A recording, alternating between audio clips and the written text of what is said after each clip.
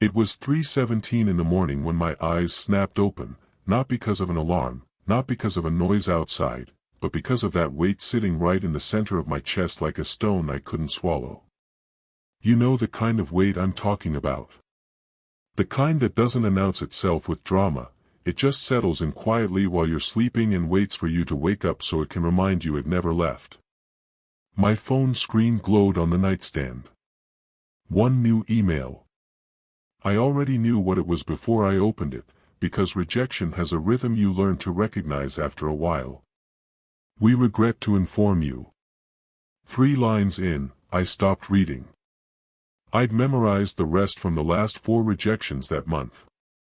I swung my legs over the side of the bed and my foot landed on something, the stack of bills I'd left on the floor because I didn't have the energy to open them yesterday. Or the day before. The unpaid ones had their own little corner now, like they'd claimed territory in my apartment. Medical bill from that ER visit last spring. Credit card statement with numbers I couldn't look at directly. Rent reminder with that cheerful, friendly notice, at the top. The room was so quiet I could hear my own breathing, and honestly, that was the worst part. Not the email. Not the bills. The silence. Because when you're in a season of waiting and struggling and praying and nothing seems to move, silence starts to feel like abandonment. You start to wonder if anyone's actually listening on the other end of those desperate 2 a.m. prayers. I sat there in the dark, elbows on my knees, head in my hands, and I admitted something to myself that I'd never said out loud to anyone. I was exhausted. Not the kind of tired that sleep fixes. The kind of tired that lives in your bones, that makes you dread opening your eyes in the morning because you know you're going to have to pretend again. Pretend you're okay. Pretend you're trusting God. Pretend the smile isn't costing you everything you have left. And here's the thing about that 3:17 moment, it's honest. No one's watching. No one's clapping. No worship music playing in the background. Just you and your doubt and your fear and the terrifying thought that maybe, just maybe, God has forgotten your address. I dragged myself to the bathroom and flicked on the light, and that's when I caught my own reflection in the mirror. And POV, you're standing there looking at someone who has mastered the art of being fine. I'd perfected that smile, the one that says, God is good, while your insides are screaming, where are you? I'd used it at church last Sunday. Used it on the phone with my mom. Used it when my small group leader asked how I was really doing and I said, I'm trusting God through the process, because that's what you're supposed to say, right? But the person in that mirror wasn't buying it anymore. I could see the cracks. The eyes that hadn't really rested in weeks. The shoulders that were permanently tensed like I was bracing for the next blow. The way my jaw was clenched even when I wasn't talking.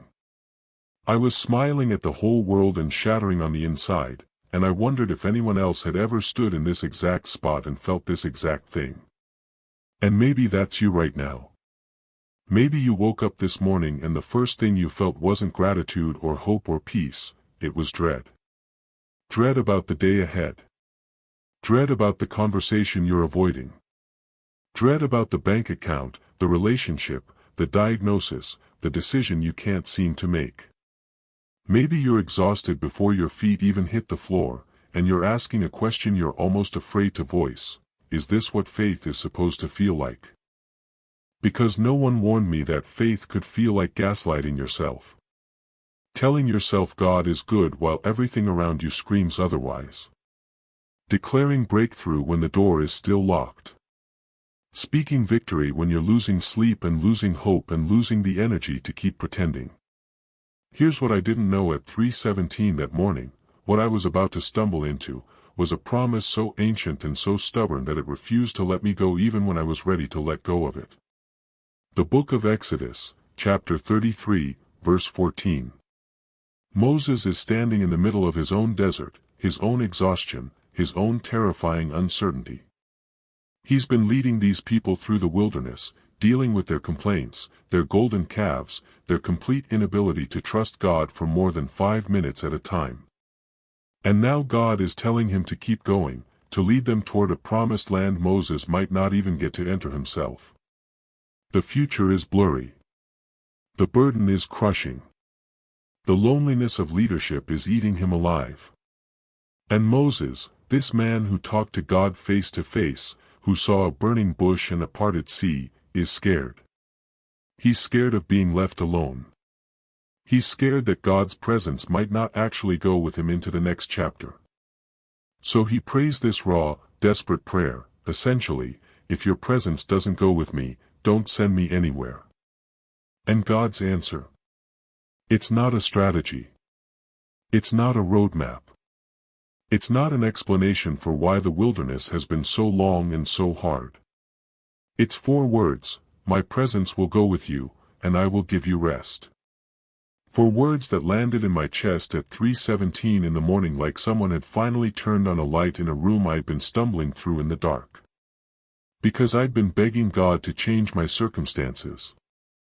Fix the job situation. Open a door. Send a miracle. Pay the bills. Answer the prayer. And all I was getting back was silence, or at least that's what it felt like. But what if the silence wasn't absence? What if the silence was an invitation to stop looking for answers and start looking for the answerer? Moses was facing an uncertain future with a heavy calling and the very real fear that he might be utterly alone in it. Sound familiar? But that moment in the parking lot at 5:45 in the morning, that wasn't a breakthrough. That was a breaking point. The coffee in my hand had gone cold an hour ago, and I was just sitting there in the driver's seat staring at the entrance to the hospital like it was the gates of something I wasn't ready to walk through again. The fluorescent lights inside those hallways had become too familiar. The smell of antiseptic. The sound of machines beeping in rhythm with a heart I loved more than my own. The stack of billing statements on my passenger seat, I hadn't opened the newest one yet. I couldn't. Not at 5:45 in the morning when I hadn't slept more than 3 hours and my faith felt like a language I used to speak fluently but had somehow forgotten. There's this thing no one tells you about being the strong one in a crisis. Everyone looks at you like you're handling it. They say things like, I don't know how you do it, and, you're so brave, and, God knew you could handle this. And you nod and you smile and you say something vaguely spiritual about grace being sufficient. But what you don't say, what you can't say, is that you're not handling it. You're surviving it. Barely. And there's a difference so wide it feels like an ocean between the two. I remember gripping that cold cup and whispering something I was almost ashamed to say out loud. God, I can't do another day of this. I can't be strong for one more person. I can't answer one more phone call. I can't pretend I believe you're working when everything looks like it's falling apart. That was the moment. Right there in the cold of a hospital parking lot with the sun not even up yet. That was my surrender. Not the pretty kind they sing about in worship songs. Not the hands raised, tears streaming, breakthrough kind. This was the ugly kind. The kind where you stop fighting because you have nothing left to fight with. The kind where faith isn't a declaration, it's a last resort whispered through clenched teeth. And here's what I want to tell you because maybe you need to hear it more than anything else I've said so far: surrender isn't weakness. It's not giving up. It's giving over. It's looking at the God you're not even sure is listening anymore and saying, I can't, but you can. I don't understand, but you do. I don't see a way, but you are the way. That's not defeat. That's the most honest prayer a human being can pray. Mirror moment, have you ever been there? Not the Instagram version of faith where everything is filtered and hopeful. The real version.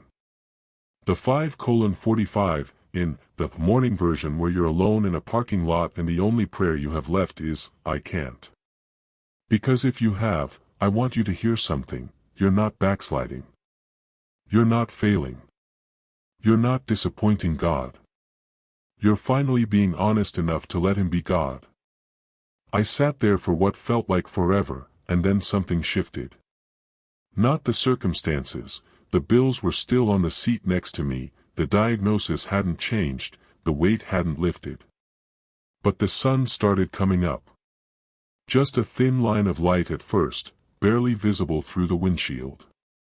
And it hit the page of my Bible that had been sitting open on the dashboard for weeks, the same page, same chapter, same 4 words I'd read 100 times without really reading them. Exodus 33 verse 14. God's answer to Moses when Moses was at his breaking point. When the calling was too heavy and the wilderness was too long and the future was too uncertain. Moses basically said, if you're not going with me, don't send me anywhere. And God didn't give him a plan. Didn't explain the timeline. Didn't promise the hardship would end. He just said, my presence will go with you, and I will give you rest. And sitting there in that cold car, watching the sun hit those words, I realized something I'd been missing for months. I'd been begging God to remove the burden. Take away the hospital visits. Erase the debt.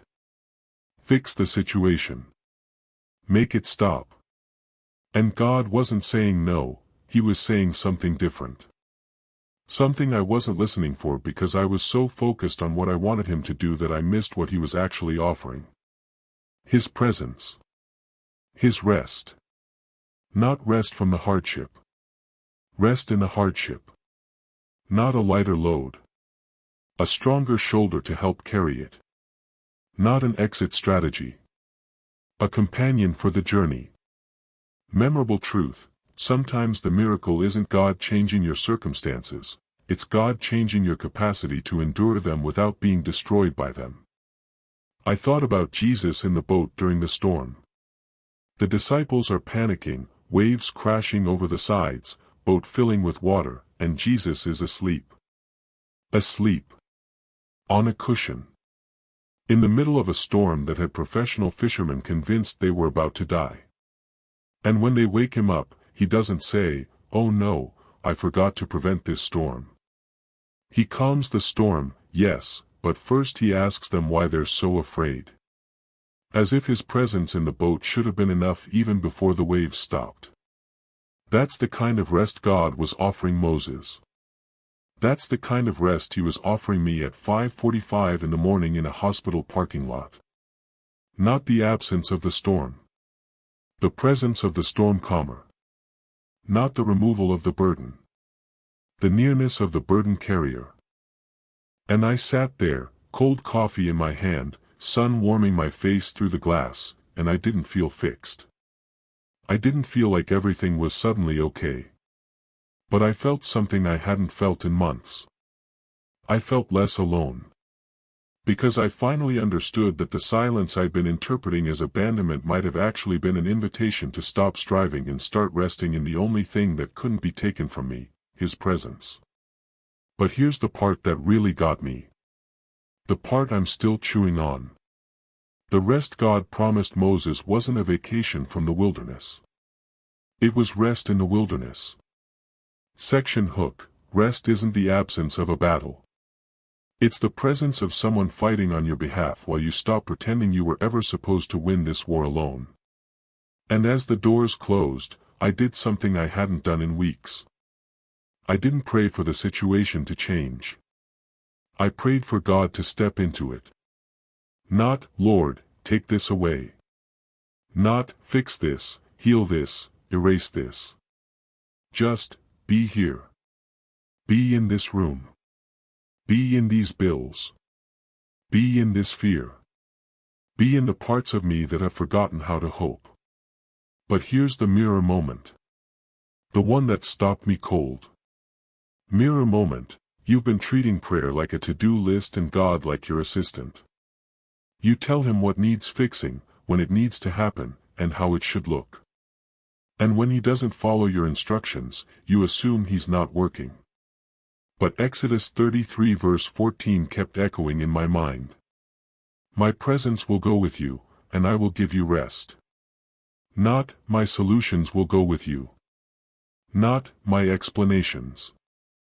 Not my 5-year plan with bullet points and guaranteed outcomes. His presence. His rest. So I started doing something that felt almost foolish at first. Before I opened my laptop to check the bank account, I'd put my hand on the screen and whisper, "Lord, you're already in this number before I see it." Before I walked into the hospital room, I'd pause at the door and breathe, "Your presence enters before I do." Before I responded to that hard email, before I made that difficult phone call, before I tried to fix anything, I invited him into the middle of it. Not to remove it. To inhabit it.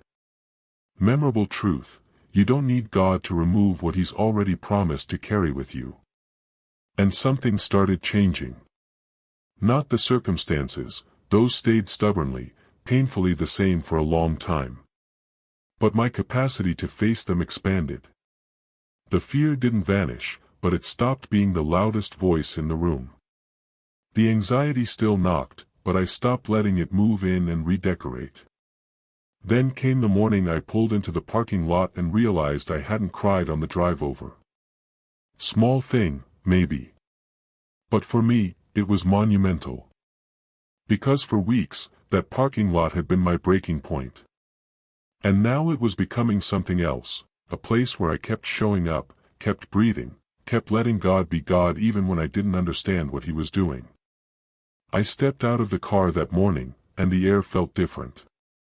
Cool, clean, the kind of morning air that makes you believe the world can still be good even when your world feels heavy.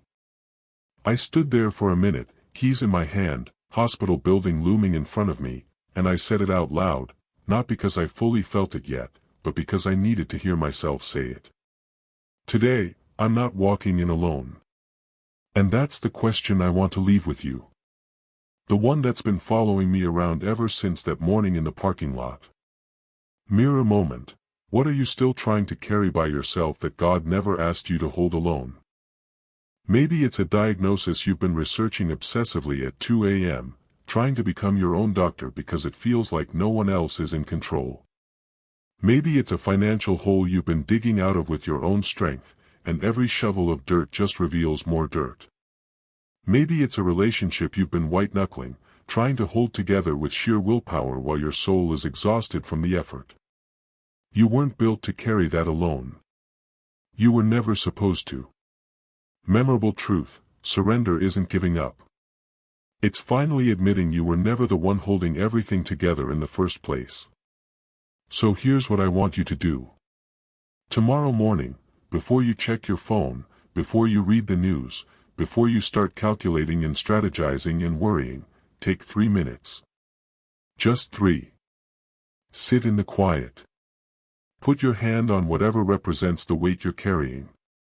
The stack of bills on the counter. The prescription bottle. The unanswered message. The silence where an answer should be. And don't ask God to take it away. Ask Him to step into it with you. Say it, even if your voice shakes. Even if you're not sure you believe it yet. Lord, fill this day with your presence. Let every step I take. I'm not asking for the burden to disappear, I'm asking for you to carry it with me. If you're watching this right now and that's the prayer of your heart, type it in the comments. Don't just think it, write it. Let it be a declaration. A prophetic act of faith. Lord, fill my day with your presence and lead every step I take today. Write it not as empty words, but as a decision. A surrender. A line in the sand between striving and resting. Because here's the truth I'm holding on to. The one that's carried me through hospital rooms and parking lots and 3 a.m. ceilings and cold coffee and all the moments when I didn't think I could take one more step. Final memorable truth: real peace isn't the moment your circumstances become perfect. It's the moment you realize God is holding everything, including you, and He has never once let go. So may the Lord bless your mind with clarity when confusion presses in. May He guard your heart with a peace that makes no logical sense given what you're facing. May He cover your family, your home, your finances, your health, and every decision you're making right now, even the ones that feel impossible. May His presence go before you into every room, every conversation, every battle you didn't see coming. And when you walk into your own version of that parking lot tomorrow morning, whatever it looks like, whatever weight you're carrying, may you remember that the same God who promised Moses His presence in the wilderness is standing right next to you. Not watching from a distance. Not waiting for you to figure it out. Right there. Close enough to hear your whispered prayers. Close enough to carry what you were never meant to carry alone. His presence is enough. For your bills. For your diagnosis. For your waiting. For your fear.